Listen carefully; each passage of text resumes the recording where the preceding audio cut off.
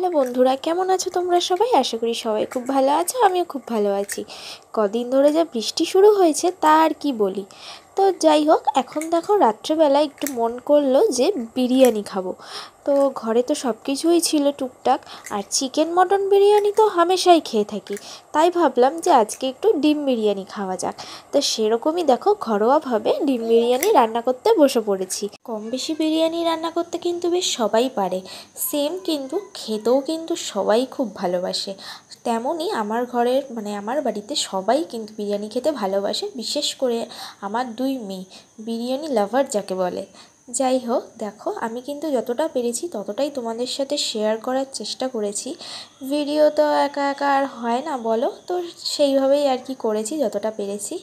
আচ্ছা, তোমাদের কেমন লাগে বিরিয়ানি খেতে কমেন্ট করে কিন্তু জানিও। এখন দেখো এইগুলো কিন্তু প্রায় হয়ে গেছে, তো জাস্ট গুছিয়ে দিয়ে আর কি দমে বসাবো, তাহলেই হয়ে যাবে।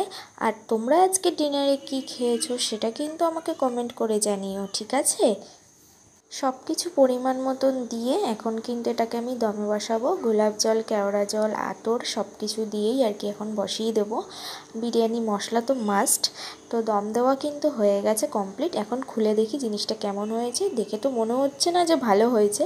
তো যাই হোক, নুনটা একটু কম হয়েছিল। তো চলো friends, good night, tata, bye bye. ভিডিওটা কেমন লাগলো